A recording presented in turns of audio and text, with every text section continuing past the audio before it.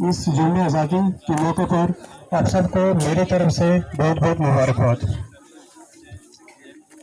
आज हम सब जहां 15 अगस्त यानी यौम आज़ादी बनाने के लिए जज़्बा हुए हैं। आज़ादी से पहले हमारा देश बरतानिया हुकूमत की गुलामी में था।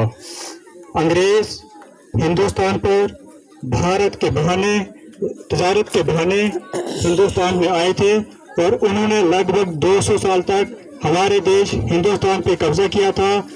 हिंदुस्तानियों के साथ जुल्म, हुक्म और ऐसे काम किए जो हिंदुस्तानी लोग बर्दाश्त ना कर सकते थे।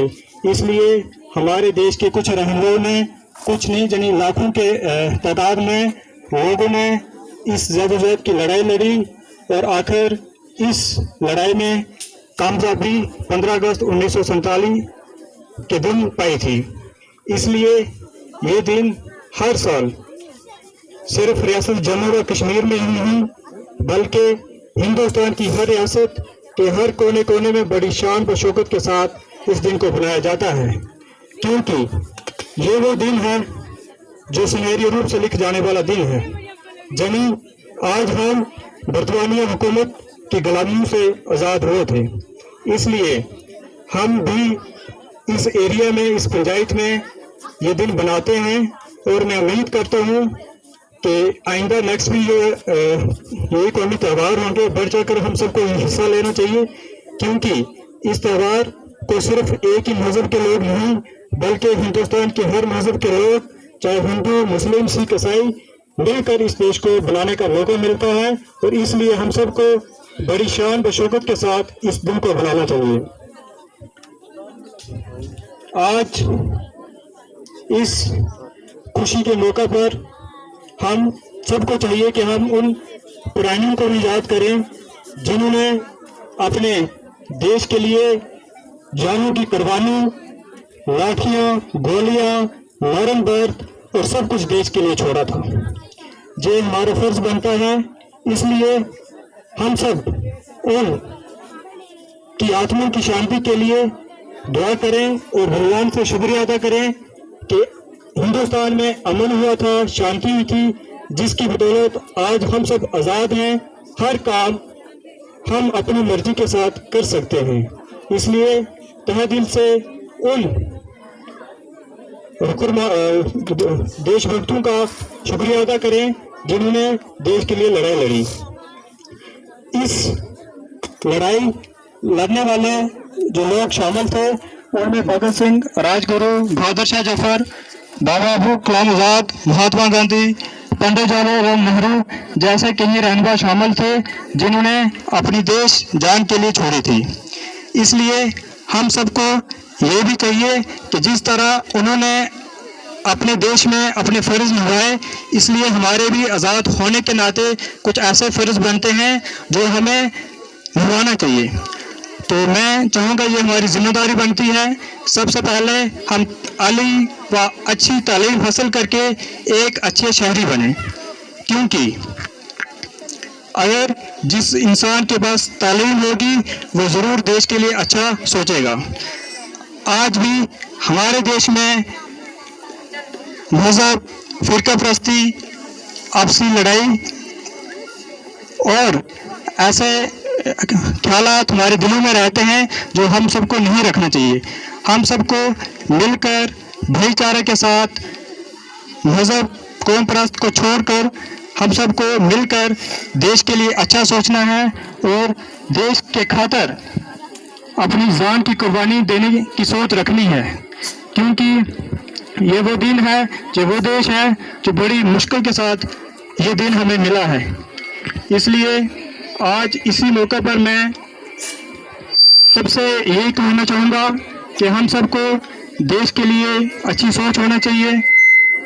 वैसे भी मैक्सिमम ये देखा जाता है कि आज हम भी समाज में इसी देश के लोग ऐसे हैं जो कौम परस्ती का ख्याल रखकर समाज में एक दूसरे के प्रति गलत भावना रखते हैं। वो सब न रखते हुए देश के लिए अच्छी सोच रखनी है ताकि हमारा देश एक अच्छा देश बने, जिस तरह बाकी देश है उन देशों से अलग से देश बने और तरक्की के लिहाज से नंबर 1 पे हो, जिस तरह अमेरिका, रशिया, चाइना वगैरह हैं। और इसके साथ मैं यही कहना चाहूँगा कि आज जैसे ये बाकी हमारे पड़ोसी मुल्क हैं, वो भी ये नहीं चाहते कि हिंदुस्तान तेजी से तरक्की करे, लेकिन अगर हम सब की सोच अच्छी होगी तो जरूर देश तरक्की करेगा और एक अच्छा देश बनेगा।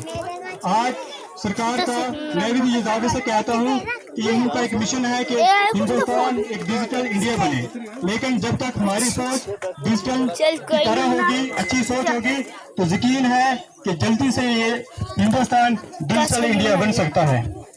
आज इस मौके पर मैं ज़्यादा चर्चा नहीं करूँगा, प्रोग्राम सेट के 2 बातें जरूर कहना चाहूँगा। एक, पेरेंट्स पार्टी से जितने भी जिनके स्टूडेंट्स यहाँ स्कूलों में पढ़ते हैं उनको मैसेज देना चाहूँगा, और एक इसी स्कूल के स्टूडेंट्स से कुछ एक वायदा करना चाहूँगा। तो मैसेज ये है पेरेंट्स पार्टी से कि जिस तरह से हमारे बीच और आप लोगों के बीच में तालीम के लिहाज से जो कमियां रही हैं, वो हम सबको चाहिए कि आपके बच्चों में हमारे भाई बहनों के बीच में ना रहे, क्योंकि तालीम एक सबसे बड़ी दौलत है।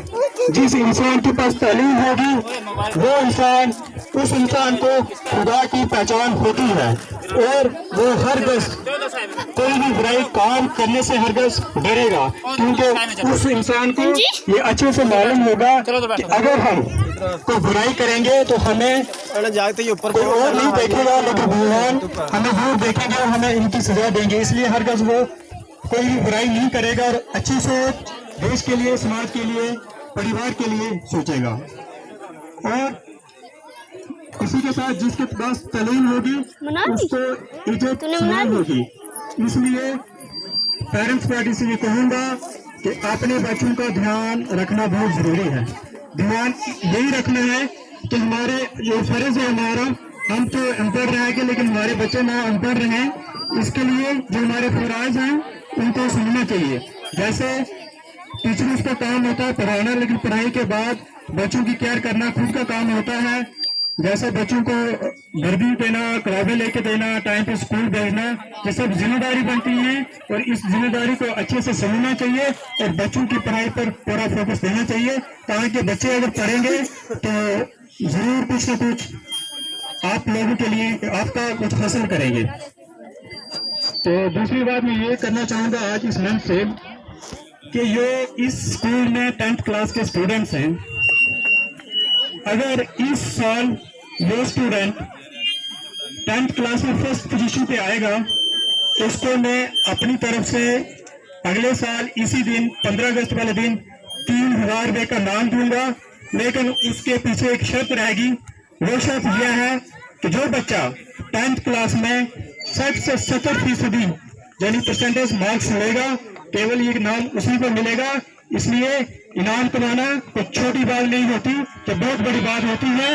और जो आपको ये टारगेट दिया है ये आप अच्छे से और आसानी से इसको अचीव करोगे। मुझे पूरा यकीन है कि आप जरूर ये टारगेट हासिल करोगे और अगले साल ये इसी मंच से 3000 रुपये का नाम पाओगे। इसलिए यादों को न लेते हुए ऊपर से धूप भी है और लोगों को भी अभी पार्टिसिपेट करना है, तो अपनी तकरीर का खात्मा एक शेर से करना चाहूँगा।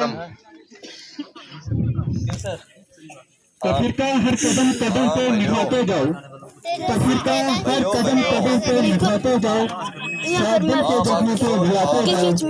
अपना जीवन बनाना है अगर सुंदर, अपना जीवन बनाना है अगर सुंदर, तो सबके जीवन को सुंदरते चलो। जय हिंद, जय भारत।